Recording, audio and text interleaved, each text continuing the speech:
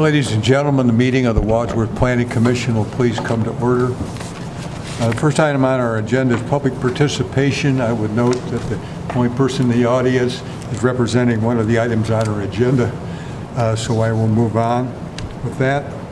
The next item is the minutes from the May 19th special meeting. Commissioners, are there any additions or corrections? If not, is there a motion to approve? Mr. Chairman, I move that the Commission approve the minutes from the May 19th, 2025 special meeting as presented. Second. You've heard the motion, a second. All those in favor of the motion say aye. Aye. Aye. Those opposed, same sign. Motion carries. Moving on to other old business, the next item is a planned unit development for Vance Farms PUD general plan additions properties applicant city lots 9850 and property in Wadsworth Township and subject to annexation Hartman Road. Mr. Kaiser. Yeah, this item should just remain on the agenda, nothing to do tonight. We're in the process of working out some issues regarding infrastructure and some improvements. I think the project will be ready for final review within the month. We'll also change the title because the properties have been annexed. The annexation is complete. I'll have to check with engineering to see what those new city lot numbers are. Also, council did adopt the zoning text, so the properties are all within the Vance Farm PUD zoning district. So pretty much everything's in place, just a few items to work out on the development plan, and then we can review the general plan. We ought to have a motion to table. Yeah. Mr. Chairman, I move that we table the discussion on the planned unit, no, not that. Vance Farm. Yeah, the Vance Farm planned unit development. Second. Heard the motion, a second. All those in favor of the motion say aye. Aye. Aye. Those opposed, same sign. Motion carries. The next item is a public hearing set for 7 o'clock this evening for zoning text amendments to the conditional zoning requirements for public rental storage uses. Mr. Kaiser. Okay, we introduced these changes a couple weeks ago. As I mentioned, we have a moratorium on these types of uses, so we can look into other communities and see if there's any changes that needed to be made to ours. And we did find a few, and basically, when it came to the public rental storage facilities, the conditional zoning requirements are in section 154-546, paragraph B32. And to help clarify things, really we just reformatted it slightly and made a few changes. We've subdivided it into 5 new sections. There's some general requirements, some prohibited uses and activities, additional site design requirements, a provision for outdoor storage, and provisions now for converting existing structures to public storage facilities. So I'm just going to go through briefly. The general requirements are pretty much identical to what we've had in place. A couple of the items that were in your text in red were just items that, in discussion with Mr. Cummings, we added just to make sure it's clear. So basically, storage is limited to personal property items. But also there is a provision that would allow for non-commercial vehicles, watercraft, campers, etc. to be stored. I'll discuss those conditions a little later. I think some of the only other changes were made, minimum requirements for some buffering landscaping. Also, I believe our current regulations had some provision that said that the traffic circulation had to be one way. That didn't make a whole lot of sense. There was also some prohibitions on how long and how wide a building could be. Trying to find out why those regulations were in place. The only thing I could come up with is that they must have to do with public safety and the ability of the fire department to get vehicles into or around the site. So we made some changes to allow for either one-way or two-way circulation with some minimum lot width requirements and also some minimum parking lane requirements.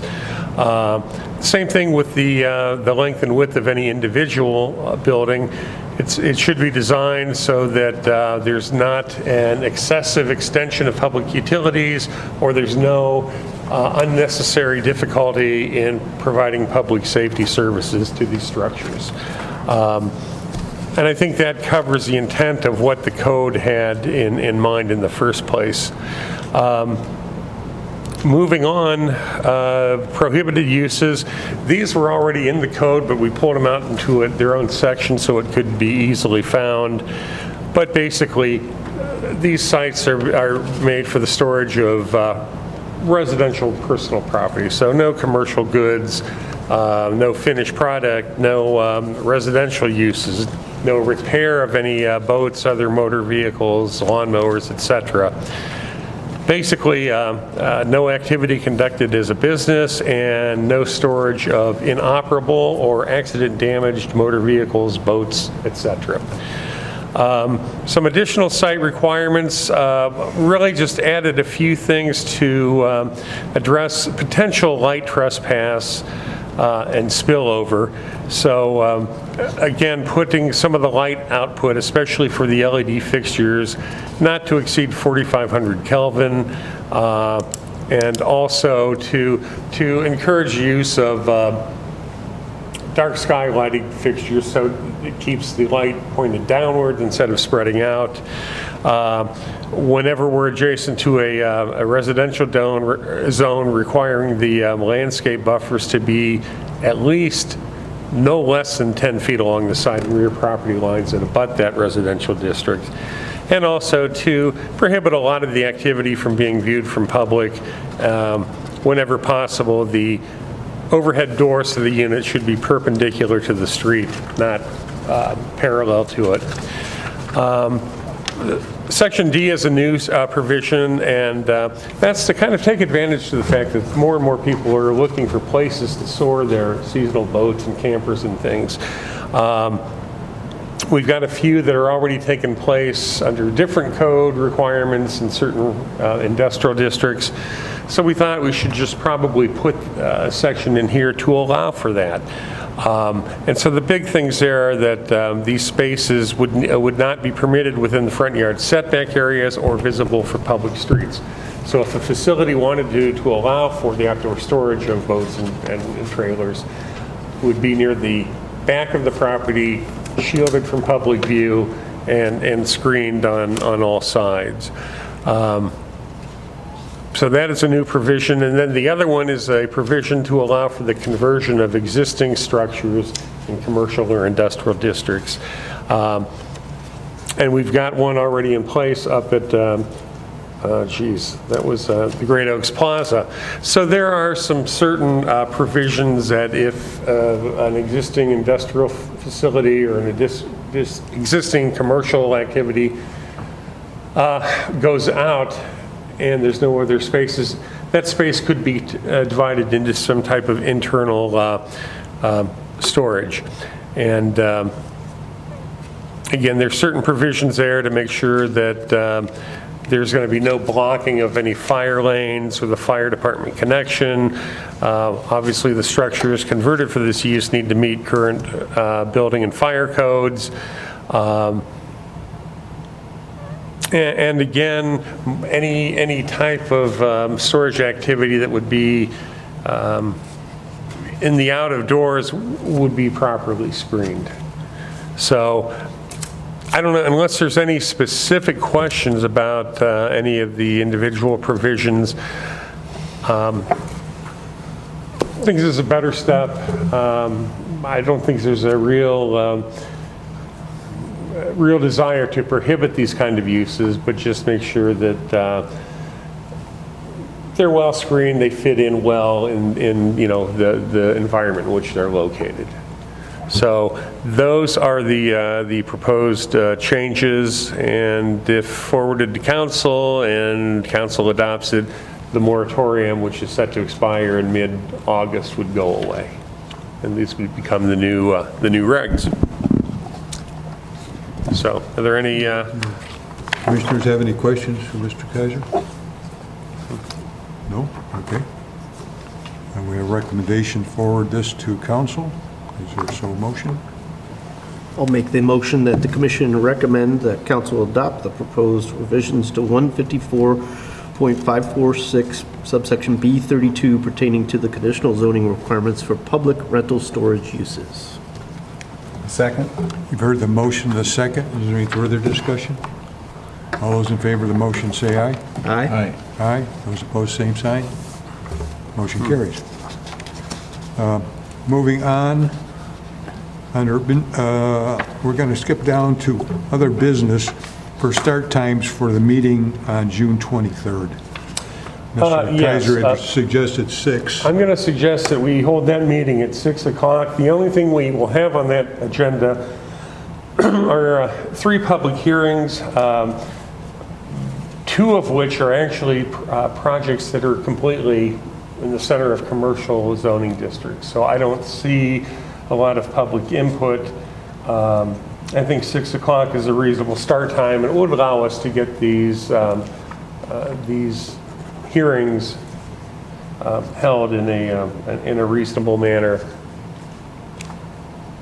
And pretty much when we go to the new business and talk about that, the recommended times are based on a 6 o'clock start time. Well, we'll handle as we go through each item. Yeah. We'll set that time for each one. Yeah. Okay. Okay, moving on. First item is a zoning amendment, amended zoning map to establish a transitional mixed-use district. You need to set a public hearing. Scott. Okay. Back in February, the commission did review and forwarded to council a new zoning text for a transitional mixed-use district. It could be applied to a number of areas around the city, mainly around downtown and some of the other commercial nodes. That was subsequently adopted by council via ordinance. So the next step in the process is to identify locations within the city where this zone might be appropriate. So I think one of the first areas that ought to be considered are properties that are just to the north and slightly and northeast of the central business district. And they're shaded in green. At the top, the upper border is Prospect Street. The other cross street is Boyer, and it takes into account North Lyman properties on both sides. So the total number of properties involved here are about 35, and that's approximately, I believe, around 11.2 acres of land. All of the properties are currently zoned C1 commercial, but I think rezoning them to TMU has a few major benefits. Number one, most of the uses are currently residential. Under the C1 zoning classification, they're all non-conforming. That makes it a little bit difficult for people to continue to live there and make improvements or even sell it if they have to sell it as a non-conforming property.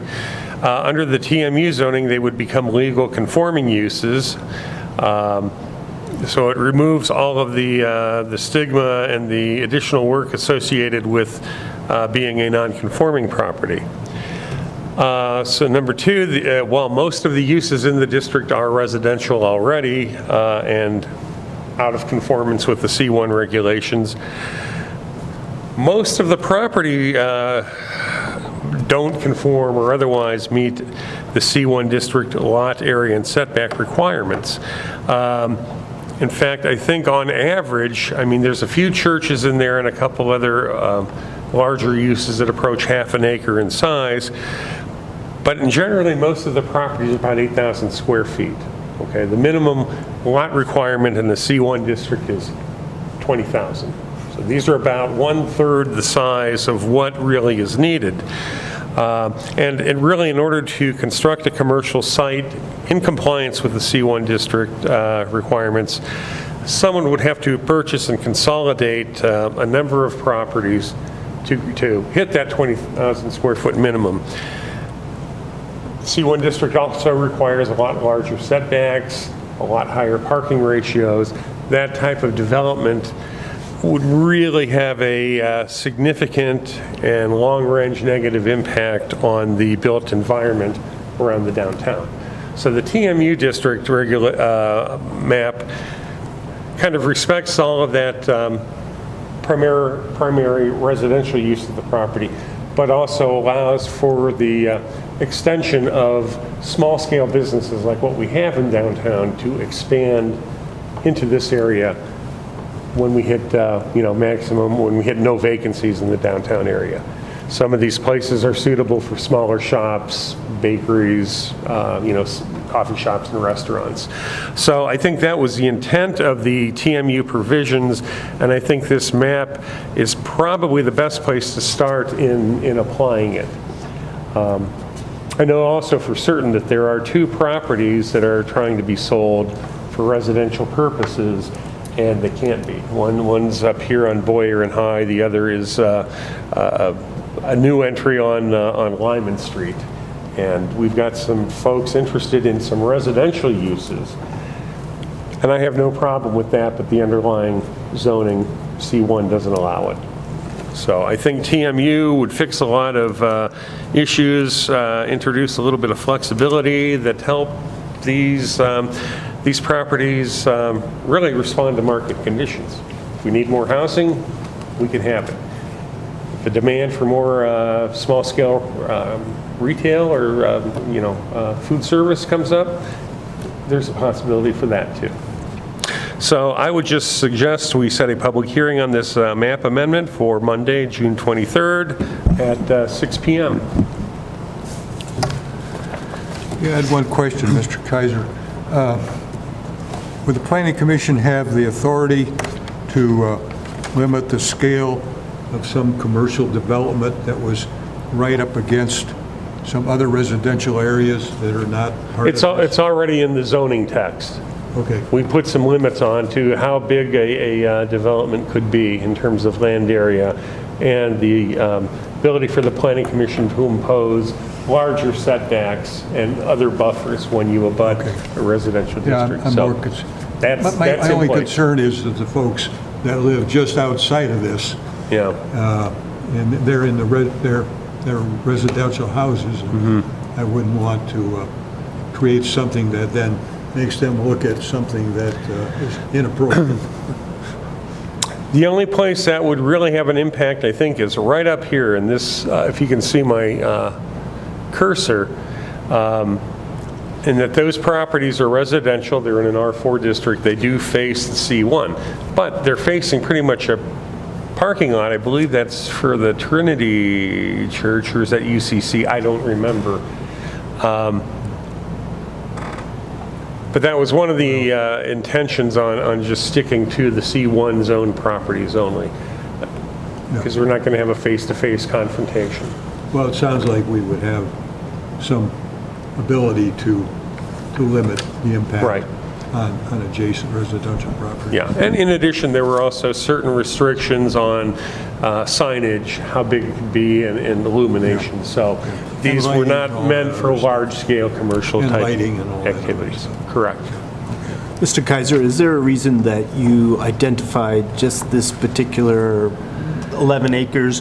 When we first considered the TMU, we were talking about many potential areas around the downtown, and specifically I know we had a brief discussion about properties that would actually be west of High Street here in this area. This is kind of the first run at this.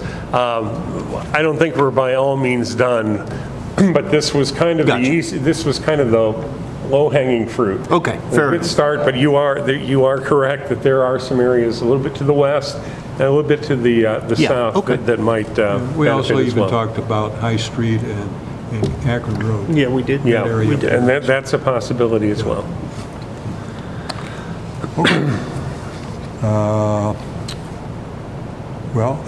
We Make a motion if we we need to set a motion, or a public hearing for this. I would make a motion, Mr. Chairman, that the commission set a public hearing for the proposed zoning map amendments for Monday, June 23rd, 2025 at 6 p.m. Second? Heard the motion, the second. All those in favor of the motion, say aye. Aye. Aye. Those opposed, same sign. Motion carries. Next item is a conditional zoning certificate electronic message board sign, Wadsworth Motor Cars Incorporated, 754 Broad Street in the C3 Commercial District. We need to set a public hearing. Mr. Kaiser. Yeah, I don't have a presentation for this one, but it's in your staff report. We have an auto dealer on Broad Street that wants to upgrade their existing signage, but they want to upgrade it with an electronic message center sign. And back when we changed the sign regulations, we made the electronic message center signs conditionally permitted uses. Primarily because at the time, we only had one example of an EMC to go by, and it was a billboard-sized sign off of I-76. So in any case, the sign regulations were written with that in mind, looking at larger scale type signage. Over the years, technology has changed. They make these signs in 6 square feet, 8 square feet sizes anymore. So while I think it's time to maybe reevaluate our sign code provisions for these. Maybe in some cases they should be permitted uses. Maybe in other districts, conditionally permitted uses. The owner of Wadsworth Motor Cars is stuck with this current set of regulations. So I think we need to have a public hearing on this at the next meeting. There are a couple variances that he is going to have to obtain. He's on the agenda for the BZA next Monday. Would that meeting be held before this meeting?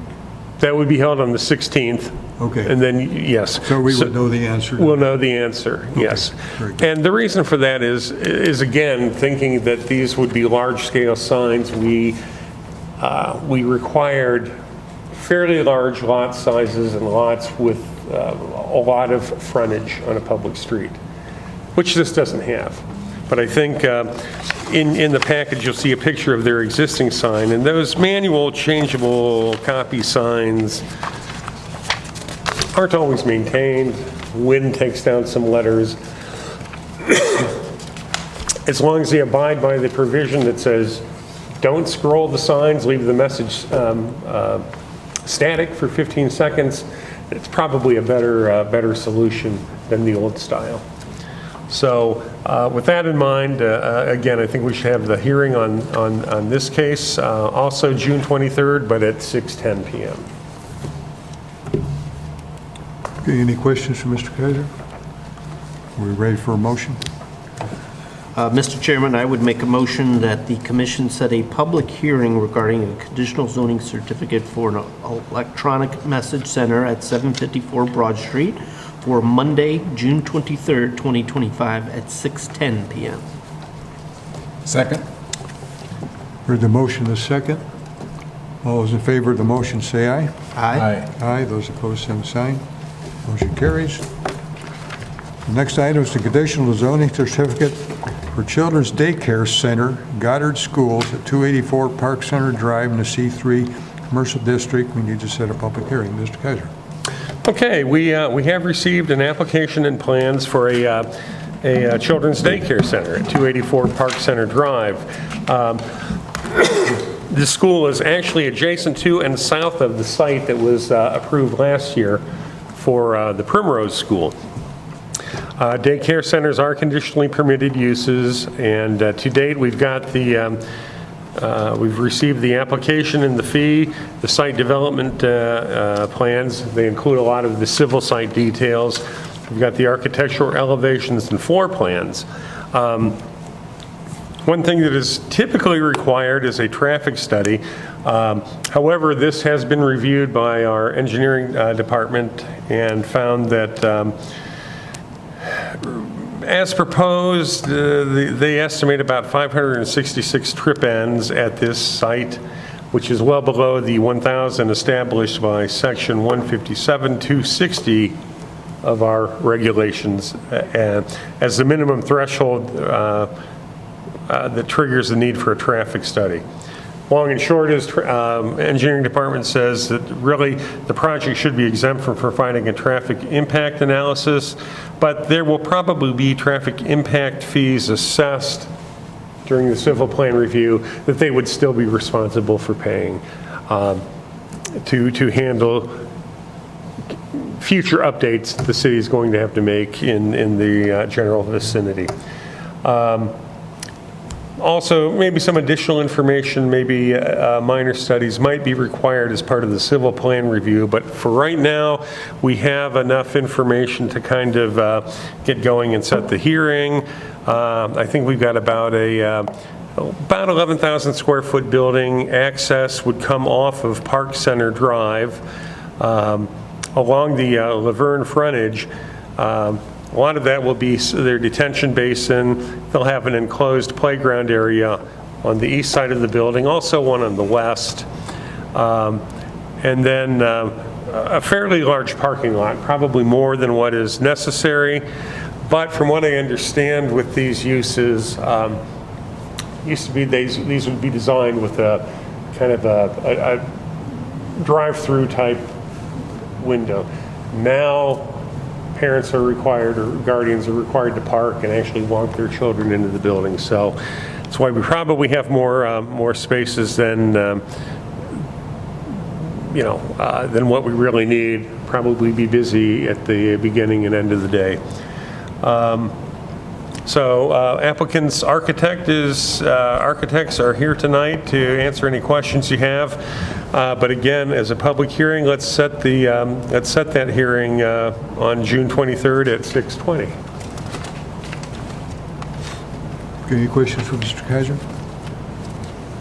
If you would identify yourself, please. Yeah, I'm Randy Parsons with Avid Architects, 3660 Embassy Parkway, Fairlawn, Ohio. Okay, thank you. Yes, sir. Do you have any questions for the planning commission at this point? I do not. Jeff and I talked about it a little earlier today. I happened to sit on the ADC in Wadsworth, so we spoke briefly about it. And Jeff, do you have you can show them the rendered views that we have. It's, at Goddard School is typically a lot of red brick and then white trim. And our client wants to take a little bit more modern approach to it. So it's craftsman style with these are just elevations, but there's actually rendered views too that we have that have. I just passed it. Yep. Right there. So you've got gray hardy siding, white brick, and then the front portico, if you will, is cedar trimmed with a black standing seam roof, and then black shingles on the rest of the building. So it's a little bit more craftsman style than just the colonial style that most Goddards are. Okay. So I'm happy to answer any questions you have, but I know public hearing is in 2 weeks. So Does the parking lot open up towards Park Center? Or does it No, open up? yes, it does. Park Center. yeah, Okay. Just want to make Ingress sure. and egress is only go from the south. I think so. Jeff, you want to go to the site plan again real quick? Yeah, here we Yeah, so go. you've got just ingress and egress away from the corner on Park Center. Oh, My mistake here. that's all right. So you can see it there. And they have proposed 22 staff members, and the school... Excuse me, let me go back to the ingress. Oh, egress. sorry. It's the only one there coming out. Right here. Right This there. is That's the it. only one. Okay. Yep. Okay. Okay. All right. Yep. Okay. Yep. Gotcha. Excuse me, go ahead. And then proposed 22 staff members. The school itself at full capacity would house 162 students. And that ranges from 6 weeks to 5 years. So you don't have 162 people showing up once, but you do have several people showing up once. That's why the parking lot is sized accordingly. One other thing I'll point out, and I forgot about this.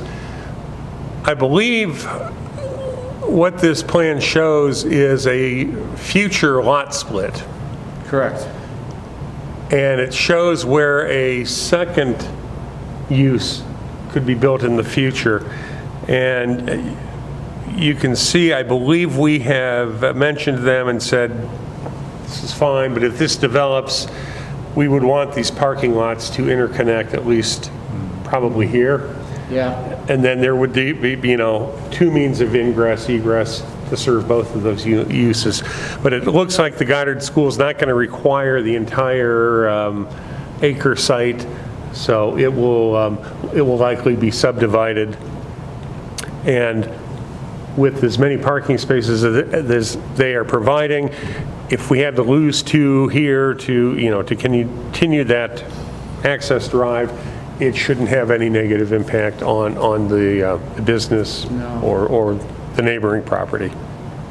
So that property to the west is something in the future, possibly. Right. I think they just kind of, But showing access if it ever happens. yeah, they showed some What faint, could happen down the road. right, yeah, they just kind of faint lined what might go in What's that? there. Good planning. Yeah, right? Imagine that. Imagine that. Yeah. So Jeff, I guess I'm having a tough time envisioning that.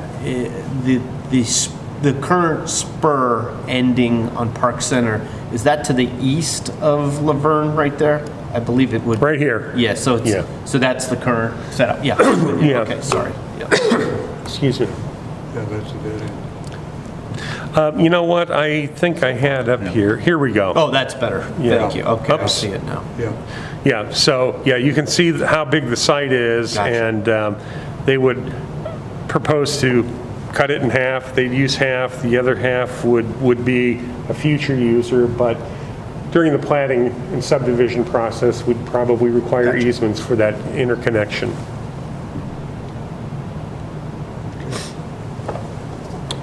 All right, any other questions for the applicant? Do you have any questions for us? No, sir. Okay, thank you for coming. All right, thank you. All right, we need a motion, set a public hearing.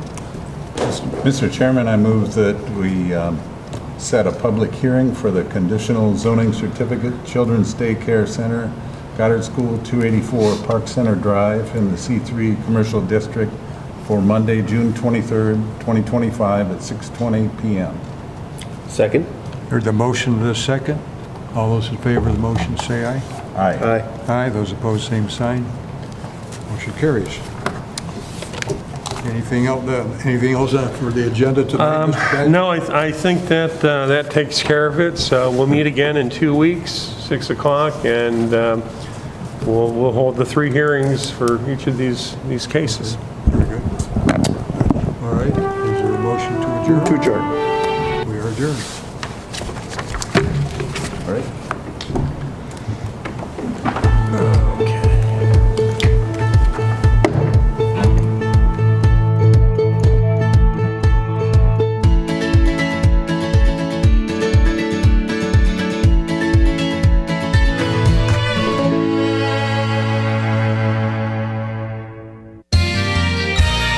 You are watching WCTV, Wadsworth Community Television.